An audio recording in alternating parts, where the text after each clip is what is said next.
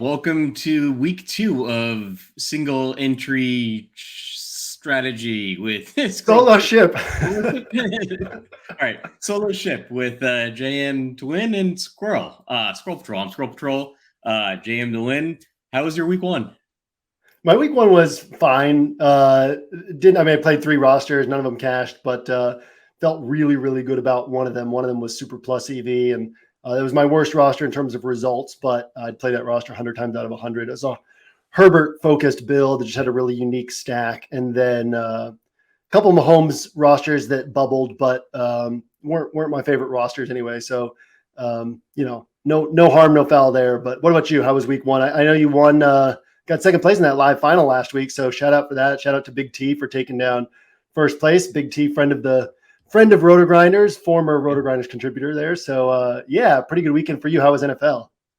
It's good. Yeah. So it was great. I finished second place in the FanDuel baseball live final. Then they had the NFL kickoff just the 2 days later. So there's the final was Friday. Of course, week 1 kicked off on Sunday, and nothing like a live final to give you a lot of confidence, right? So I know from past experience, I gotta consciously cut back on the bankroll that I want to play, right?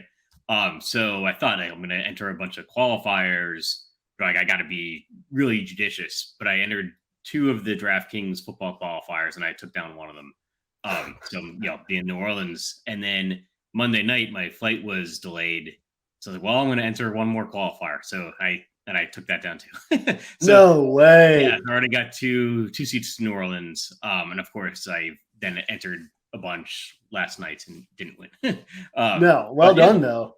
Yeah, good first week. Love it. Good first week. Got to consciously take the foot off the accelerator, right? Because as soon as you feel like you can't lose, you're about to lose a lot. Yeah, confidence in DFS can be powerful for a little while, and then it can be dangerous after that. Yeah, and then you start thinking wow, I'm gonna start piling money into these high dollar contests, and those can go awry very quickly. So, but I think one of the great things about when you're winning like that is you get so much more fearless with your play. And obviously you're already a fearless player, but it just, you feel so much more confident and in the zone and willing to be I trust myself on this. If it doesn't work out, it doesn't work out. And you kind of get this. I remember the year when Beep I'm a Jeep won 4 MLB qualifiers in 4 days. It was back to back days. You're in that zone where you're I'll take this risk. Who cares? I'm already up. This is house money. And then, once it turns fast. Yeah, and that's the whole art, behind DFS is you're trying to find players that can still do well, but not the obvious plays that everyone's going to play, and it's that mix. And when you start doing really, really well, there's 2 things that can happen. One, you can think, well, I'm just so good at projecting these guys. I'm just going to play my highest projected players. And those are the same guys that everybody else has. And you end up playing too chalky. Or what you're saying, the opposite can happen where, no matter who I pick, they're going to win, right? No matter what lineup I put out there, I can throw any players out there. Just the guys I love off of gut feel, and I'm not going to play any of these clowns that other people are playing. And then you end up with, in last place. None of these players were highly projected for a reason.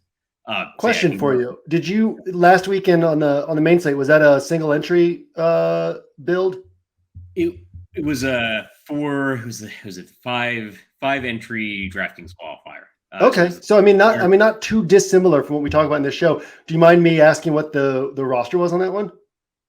I have no idea. I remember following it at the time. I was in first, and I remember I was waiting, hoping nobody else would catch me. I know I had Justin Jefferson and Travis Kelce. Okay. And that the fact that I still had those 2 guys going in the afternoon games and I was in first place, some people I think had Saquon and they were chasing me, but I had such a big lead that even Saquon doing really well wasn't enough to catch me. Yeah, that's a guy with 50 plus qualifier appearances. You don't even know what roster you had. Yeah. I do want to say that I think the defense was pretty different. I think it was the Steelers defense. And actually, great play there. I played a pretty good amount of the Steelers defense because they were pretty cheap and and low owned, and that that game against Cincinnati helped me a lot. Yeah. Yeah. Which is an interesting spot to talk about this week as well for defense, special teams, that same team in the Bengals and how to handle that. But yeah, always good to kind of think through like how do we put together these rosters where they're high enough upside, super sharp, but different enough to get us to first place. And I think there's a lot of interesting ways to do that this week as well. I don't know if we'll get to any like week specific things here today, but yeah, I mean, the finding those like unique combinations where I think that one of the things people make a mistake on in single entry play is like we've said this before, but like either going too chalky or going so far off the board, right? And a lot of times you can play, like if you flip through the almost all game changer rosters, but like flip through the game changer leaderboards last week or any week, single entry, 212 entry max. And a lot of times it's just really sharp plays top to bottom, but just put together uniquely, put together in a different way than other people are putting them together. I think this is an interesting week for a few reasons. There's like, I wrote down like 5 sentences of notes. Like one of the first things I wrote down is there's games that it's a struggle to find anything. Like it feels like a smaller week than a 12 game slate because there's some games that I really just want to cross off entirely. Like there's the Cleveland Jets. I don't know if I'm gonna maybe write that down for the highest scoring game of the week because I can't find anything from that game. And there's I think Pittsburgh, New England as well. I could see maybe like a Pittsburgh or New England defense and like maybe trying to pick from the running backs. That seems like it's not going to be a winning play. And so there's games that I'm like interested in just crossing off entirely. Well, I think that one of the problems, like I think we should focus on that because one of the issues people run into in single entry, I think, is what they like about having lots of entries is they feel like they can pick and choose a lot of different players.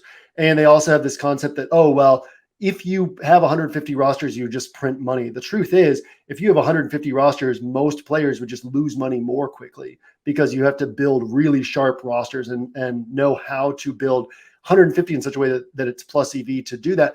But with single entry, it's like, oh, I can't narrow down my player pool that much. And so there's a tendency to hear something like, Jets in Cleveland and then be like, yeah, but Nick Chubb could do this, or Kareem Hunt could do this, or Elijah Moore could do this. And it's like, yeah, absolutely. Every game there's players who could do this. But what we want to find is which players give us, like in single entry, we don't necessarily need to take on the Elijah Moores where the game total's low and the offense probably won't hit. We want to find these guys who, when people look at your roster, they're like, even if it's spots where at first glance they're like, I don't get this, but over time it's like, oh yeah, no, this play could hit, this play really could hit, and they have a pretty high likelihood of hitting. We can get a sharp player pool in single entry. Like, how far off the board are you typically willing to go in single entry, especially if it's like 2,000 or fewer entries, 1,500 or fewer entries, which is what a lot of these single entry contests are? So yeah, there's no reason to go that far off the board. And actually, one of the things I like the best about the 1 week season write-ups is that you talk about like there's a difference between a player could go nuts and you have to have him on your roster. And in single entry, like Damian Harris could get 2 touchdowns. That doesn't mean you have to have him. Like, I mean, it doesn't mean he's, maybe a guy you can think about, but like the chances that you're going to, like Ramondre Stevenson's there too, right? So like, that's probably not a good play for single entry because the chances you need to have him on your roster to win are very low, no matter, even though like there's a difference. Like he could go crazy, like he could have a great game and you need to have that guy on your roster. And so like with single entry, I was actually looking this week and I think there's going to be some very popular players because like David Carr is too low priced on both FanDuel and DraftKings. And then it's so easy to just pair him with Devontae Adams because, that's such a strong connection. Adams had such a big week 1, and he's so much cheaper than like Cooper Kupp. And I love the idea of like doing a like differentiating based off of salary and going to like Cooper Kupp, or maybe at the running back position. Like I think everyone's or I think Saquon Barkley will be very highly owned. But you can go up to like Jonathan Taylor, and suddenly you've got a whole different like salary construction. So you can actually get different with safer plays. Like you can get different by going to Cooper Kupp instead of Devontae Adams. Now the issue is that trade-off is, you're gonna have to have some guy that's much cheaper. So maybe that's where the risk comes on. But I'm surprised that I think the Raiders offense is going to be very, very highly owned in both cash games, which is justifiable this week. But in single entry, I think David Carr and Devontae Adams are going to be probably over-owned, even though I think they're the best plays of the week. Yeah, and on top of that, the Carr, Devontae Adams, Greg Dortch is going to be, I think, super popular because it started the week, early ownership projections. I'm seeing Greg Dortch at like 1%, and he's popping in every projection model you look at, and he's projected at 1% ownership, and everybody's going to see that. Everybody's going to see that if Devontae Adams is having a good game, it increases the likelihood of the Cardinals passing a lot. It increases the likelihood of Dortch piling up targets. And it's just this play is going to gain steam throughout the week to where even this whole block of players, it's like one of the things I like to do is find a block of players where, for example, you could bet on, instead of just Darrell Henderson, a Darrell Henderson bet this week is essentially saying Rams score a lot of points, Rams score a lot of touchdowns. Well, if the Rams score a lot of touchdowns, you can actually complete the Darrell Henderson bet by adding Matthew Stafford and a pass catcher, right? And so you complete the bet that way and lower your Darrell Henderson ownership. But in the case of Carr and Adams and Dortch, I think that the whole block is going to be so popular that you just have this big chunk of salary that you're moving up and down the field with, as opposed to differentiating anything. And to your point, you can go up to Kupp, and then you could throw Waller in at tight end. So you get kind of that leverage off of Devontae Adams. Waller's not going to go totally overlooked, but it's like, okay, if Devontae is not hitting his highest end range, but the Raiders are still hitting, well, now you have somebody who's getting those points, taking them away from Devontae Adams, and you get a unique construction there. And I think there's other value this week too that can differentiate you from the field. So super, super interesting week from that standpoint. I like what you said about, Carr, Devontae. Yeah, they're great plays. We shouldn't sit here and argue against that. And it doesn't mean you can't play them if you're doing something really uniquely somewhere else on your roster, but that's a very clear spot where you can just separate from the field. And even let's talk like combined price. Sure, Kupp is more expensive than Devontae Adams, but if you talk about Stafford plus Kupp versus Carr plus Devontae Adams, you're spending so much salary either way, right? That the extra, what is that, 400 plus 1,300, extra 1,700 that you're spending for this other pairing. I mean, it's not that big of a deal in the overall scheme of things. You take Juwan Johnson at 2,500, and all of a sudden you freed up salary to go different directions in other places. Yeah, well, actually, I kind of woke up in the middle of the night last night, and I had this thought, because it takes me a while to remember football, DFS, and all the different nuances and things you can do. And it occurred to me, what if Devontae Adams is spectacular, and he just gets what if his connection with David Carr is really, really good, and and Adams sees 15 targets, catches 13 passes, whatever, 200 yards, two touchdowns. But that's it. That's the entire Raiders offense. You actually don't necessarily want to be playing David Carr and just play Devontae Adams. just play Adams, and you've got the entire Raiders offense. And you pair them. Could I pair Devontae Adams and Darren Waller with a cheap running quarterback, and get 2 rushing touchdowns from my quarterback and all of this Raiders passing offense that could potentially go nuts. And it's an interesting single entry thing I was thinking, where I'm not arguing with the narrative or arguing with the Vegas lines or anything, where I do think the Raiders will put up points, but can I capture those points in a different way that gives me just a little bit more points than the other rosters in a single entry format? So it's at 2:00 in the morning, I was making a Geno Smith, Devontae Adams, Darren Waller roster. And I still didn't have enough money. I think that we see that a lot, right? Adams and Waller and Renfro had 75% of the Raiders targets last week, and we're probably going to keep seeing that, which by the way, I've got Carr, Adams, Waller, and Renfro on one of my 2 Mastiff rosters. So I'm feeling pretty good about how concentrated that offense was in week 1. I just bet on the whole offense and hope you get all the points. But that typical thinking of the auto stack or the auto bring back allows us to think a little more deeply into things and say, what other ways could this play out? And like you said, just because of how concentrated that offense is on or might potentially be on Devontae Adams, just because Adams is putting up a monster game, even at his high salary, doesn't mean that Carr is putting up a had-to-have-it game. I always like to actually, and you can do this different ways. You can do it with projection systems or just working through the numbers yourself. But I always like to work through the raw numbers and say, like, what is this 35-point game from Davante Adams? What are the numbers there, right? Let's call it 11 catches, 130 yards, or up to 27 points with the bonus, and a touchdown. That's 33 points. Let's give him 2 touchdowns. That's 39 points. Well, if Adams has 120 yards and 2 touchdowns, does that guarantee that Carr's going for 300 plus and 3 or more touchdowns? No. Like, he could still have 280 and 2 touchdowns, and Adam ends up being this monster play and Carr doesn't. Like, I wouldn't play that the other way around, probably. Like Carr, bet on Carr having a monster game and Davante Adams isn't involved, right? And you get all other pieces, but unless you're talking large field play, but single entry, you can think through these situations.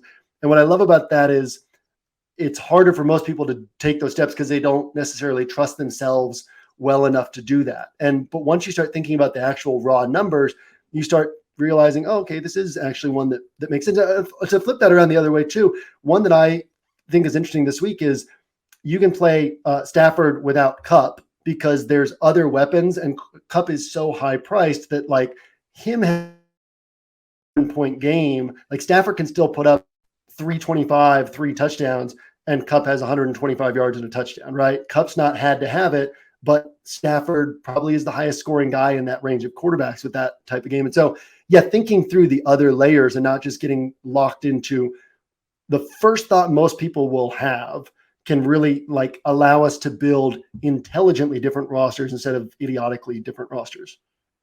Yeah. I've got Cooper Kupp tagged as like one of my guys this week, just because I think Darrell Henderson's going to be so highly owned. And I think it's a week where everyone kind of agrees on who they think is going to be the highest scoring teams, but there's like too much certainty about how those scores are going to come, and people are like, well, everybody watched the Rams and Bills and it was like all Darrell Henderson. And that was a big surprise. Like one of the biggest surprises, or like, for a lot of people, one of the biggest surprises of week one is that like Cam Akers seemed to like he was totally out of the offense and Darrell Henderson was the guy, and he's really cheap, but he's not necessarily going to get all the scores, and like he's not necessarily going to catch a bunch of passes. Like he might have 80 yards and no touchdowns and 2 catches, and even at his salary, like he's kind of a bust. So I like the idea of like, what if like Cooper Kupp had a tremendous game and nobody's talking about it and nobody wants to roster him, and it's a price thing. But like, what if he caught 2 touchdowns instead of 1 and 13 catches? I mean, and he just seems to be the whole offense. And I think he's good leverage off of like Darrell Henderson. And you also like, what if they do want to get Cam Akers more involved? I don't know. I mean, and maybe I'm just like clinging on my Cam Akers like season long team, but I think there's just too much certainty. I was thinking about that in the Denver game as well. Because I think the Broncos have a pretty high implied point total, but I think everybody likes Russell Wilson, and now they're going like Jerry Jeudy and Sutton. But like, what if it's just Javonte Williams like running Houston into the ground? Again, if that game's not particularly close, like why wouldn't Denver just keep running the ball against the Texans? And Javonte Williams is a guy who would, well, it's tough to it's tough to pick the Javonte games from the Melvin Gordon games. Like Javonte is a guy that can go absolutely berserk and break off 70-yard runs. Yeah, the ability to think like outside of the salary structure can become so valuable because we can get very value-based in our thinking since we're playing a salary cap game. And so it's like, well, Kupp is a worse play than Davante Adams because he's 9,900 and Davante Adams is 8,600. But then if you think about the difference in salary, 1,300, and even if we just multiply that by 4x and call that 5 points, right? Like Kupp could it's just variance that Kupp could very easily outscore Davante Adams by 5 points. And then all of a sudden he's the better point per dollar play in that scenario, let alone he could outscore him by 10, 12, 15 points. And that extra salary spent, becomes really well worth it. And even if it's a difference, that extra 1,300 doesn't kill you, right? Like Adams outscores Kupp by 5 or 6 points. It's not like Kupp's going to bomb. And so now you're still kind of even with everybody else, but you have a different salary structure than everybody else. So it forces you to maybe pay down at a place where other people aren't, and you end up with some sort of value that other people are not on. Yeah. I think there's a lot of ways to differentiate your rosters. And like even before the season, I kind of know like week 2 and week 3 are the weeks where everybody thinks they know what's going on now, right? Like, oh, okay, we had some surprises last week, but now we know exactly what's going on. And I think you're going to see some of the highest ownership numbers that you see in single entry this week, with so many people being so certain about like David Carr, Devontae Adams, and I think I look at the same thing, and it's like it's hard to break away from that. And maybe we are spending a 10,000 on Devontae Adams by the end of the season, and he's just this year's guy that's just going to be peppered with targets. And like Dan David Carr is way too cheap. Like I think on FanDuel he might be closer to the bottom of the of the quarterback salary list than to the top, or he's like in the middle. I think he's like 7,300. And the Raiders have one of the highest implied point totals, so it's going to be hard to break away from that. Just starting that kind of roster construction. You said like Dortch as well, just fits right in there. Like Dortch is a guy I was watching like the RotoGrinders live show on Sunday, and they kept talking about him, and I had no idea who he was. I had no idea. I got to go look at like who's this Dortch guy they keep talking about. Like, some guy on it, and it made sense. Like Rondell Moore was out. I had no idea who he was. An hour before I was putting him in my rosters. So there's clearly some paths to failure there as well as like paths. Right. I mean, he's a 24-year-old. He was undrafted. He's 5'7". He ran a 4.59 40 time. He's been on practice squads his whole career. Right. So if he's 2% owned this week, great. If he's all of a sudden 12, 15% owned, it's like, well, you guys do realize there are still ways that this play could fail, And so, it's an interesting week for sure. And I think that one of the things I've highlighted this week is if there's a blip on the radar in terms of usage in week 8, we all are sharp enough to say, oh, well, this is a one-time thing. But if it's week 1, we're like, okay, so this is how this offense is run now. If somebody were the focal point of the offense in week 8 and they hadn't been the focal point all season, it's easy for us to write that off. But if it's week 1, we're like, okay, so this is how this team is running things now. Now we know, and now we're certain about this moving forward. So in a week like this, are you more interested in moving off of popular plays to find other like super sharp plays within like regardless of salary range? Or are you kind of looking for ways to just allocate salary differently than the field? I mean, it's interesting because we'll probably get a lot of people pay down at one running back for Henderson, pay up for Saquon or CMC. You could pay up at 2 spots, or you could pay down at 2 spots, or is it more just about the players that are going to stand out to you? I like this kind of week because it's true. Like, what people's rosters are going to look like. There's going to be a lot of rosters that look the same way. And if that ends up being what you needed to have, then it's just not my week. But I think about things that can happen that are different than what people expect. And then I build a roster based off of that. And so like 2 things that are in my mind are that Arizona could score more than Las Vegas. So you could have like a Kyler Murray, not a Dortch roster, and maybe even Kyler Murray just paired with Devontae Adams and Waller, and see, can I still build a decent team? And then another thing that I think could happen is I think the Rams could outscore the Raiders, and that game's actually the game that you want to have. And because I think their implied point totals are about the same. And the Rams, we might see like angry Matthew Stafford, right? Or like angry Rams. And like, what if they just go absolutely berserk? And like tight end is an interesting position this week because there's no Travis Kelce on the main slate.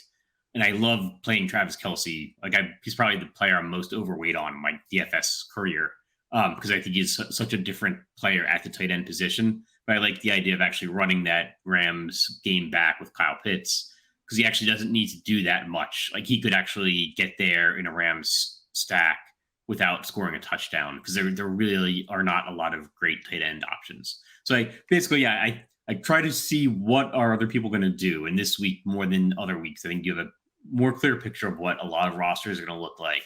Then what can happen that's very feasible that makes that roster not the winning roster, and like what rosters can I construct that are then the winning rosters based off of those things that could happen. I love that approach, and I love the way that you put that together because it's basically saying, I'm going to still take great plays. No, like it could just as easily have been, if the narratives had developed differently, it could just as easily have been Stafford and Cup. Maybe Cup's priced 700 cheaper, and it could just as easily have been Stafford and Cup who became the chalk guys this week. But it's like you're still playing sharp plays, but you're also not just playing sharp plays in a vacuum. You're saying directly, like, what is everybody else doing? And what are the actual bets that they're placing, whether they realize it or not? Like everybody who's loading up on Devontae Adams and Carr and Dortch, they are placing a bet that says this game plays out exactly the way Vegas is predicting. The Raiders end up winning. The Cardinals kind of score some points, but they don't push the Raiders too much, but they push them enough that they keep passing deep into the game. And so what's another way that game could play out, and how do I benefit there? Or what's another way other games could play out that would kind of vault it above that game? And also, you've mentioned Jonathan Taylor, you've mentioned Cooper Kupp, and I think that that's important to recognize. Your qualifier win, Justin Jefferson, Travis Kelce, players who can put up top of the slate scores, not just good scores, right? Top of the slate scores, like, and sometimes these guys come with more floor than other times, right? Like last week, I emphasized Derrick Henry on my rosters where other people were emphasizing different high-priced running backs. Well, his floor is way lower than some other high-priced running backs, but his ceiling is just as high or even higher.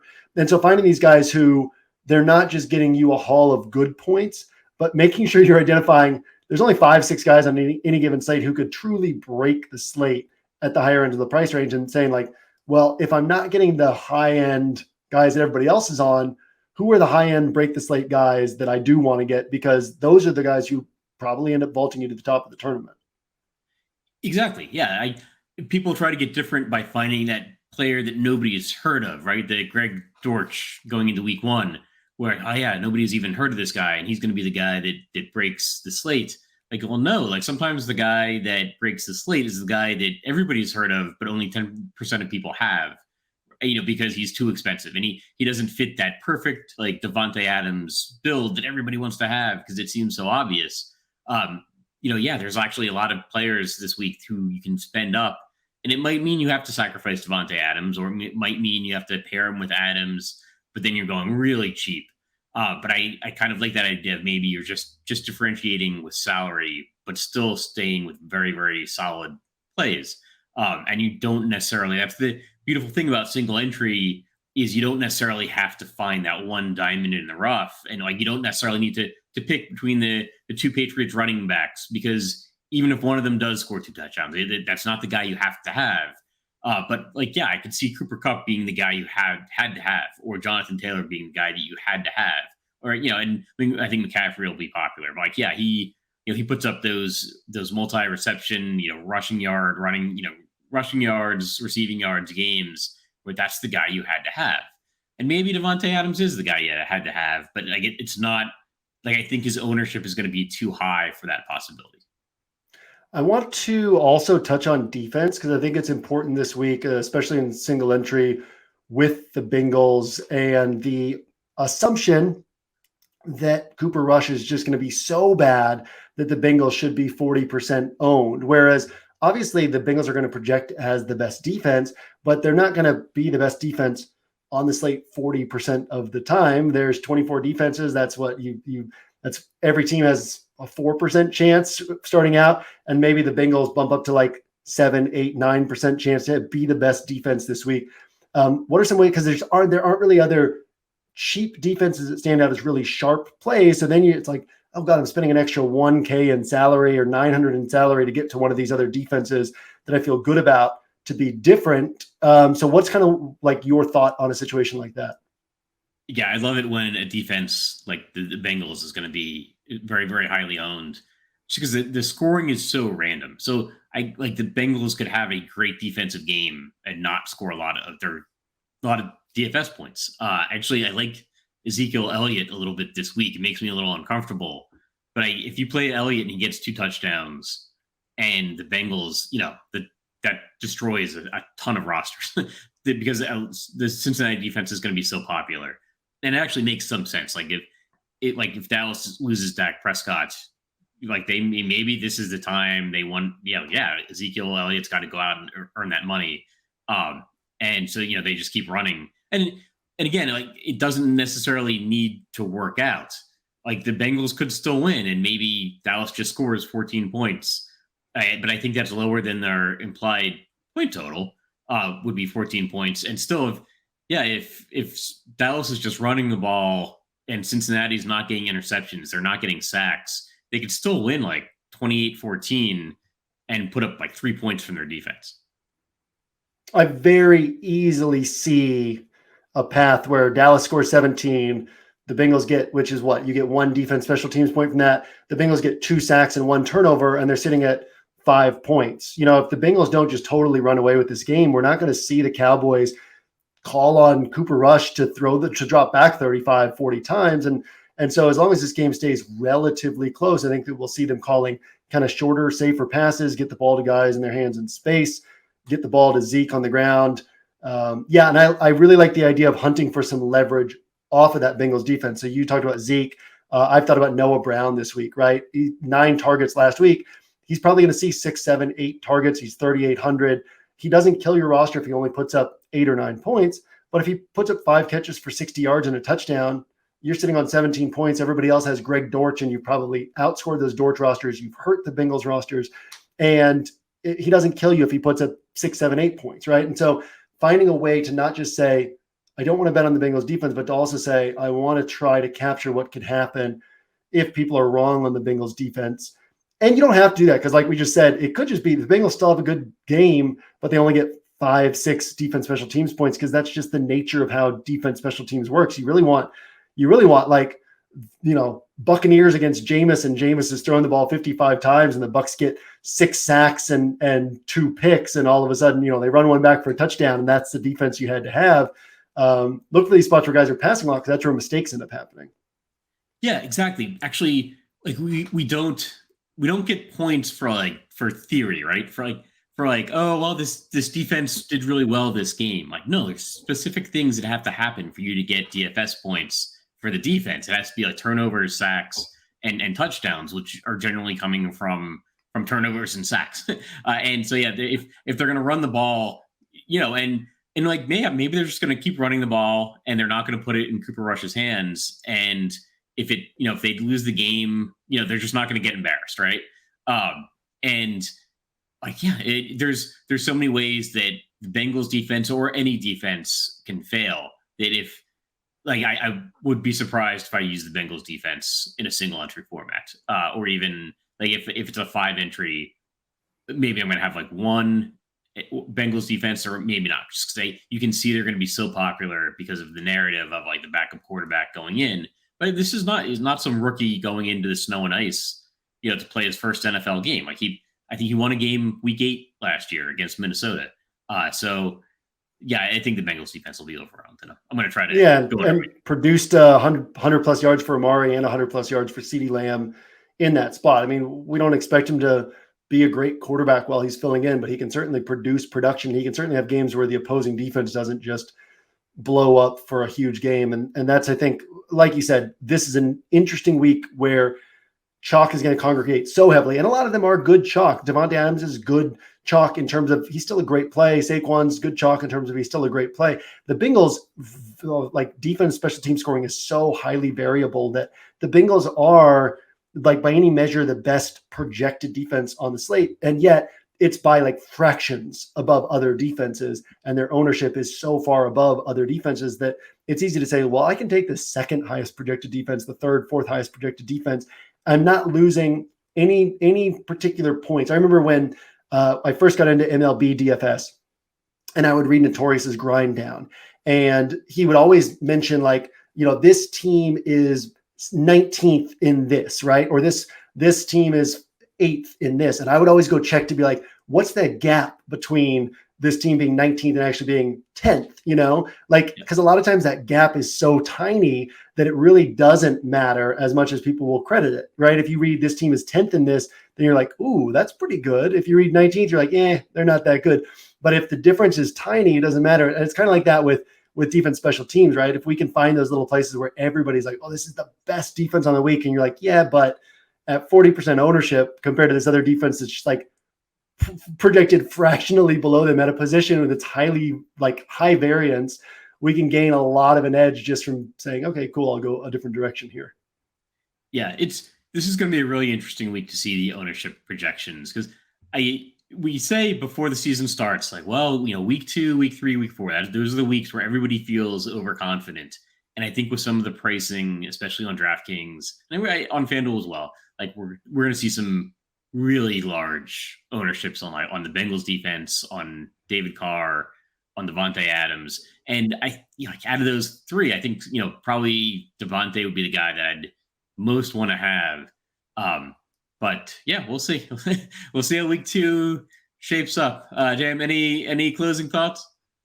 No, you can fit Devontae and Cup on some rosters together too, so that's something to play around with. But that's a unique way to get that Devontae exposure. But no, nothing else for me. I love picking your brain. I'm glad we got to get to some slate specific stuff today, because I think that as we're getting into the season, that's super valuable for me. Hopefully it's valuable for you and valuable for listeners for sure, to kind of talk through some of the unique situations for this week's slate for single entry. And we also, I think, got to some good strategy and theory on single entry as well. Absolutely, yeah, and we at least touched on the positions this week, so hopefully week 2 goes well. That'll do it for the single entry solo ship strategy show. Solo ship. And yeah, thank you everybody for listening, and we'll see you all next week.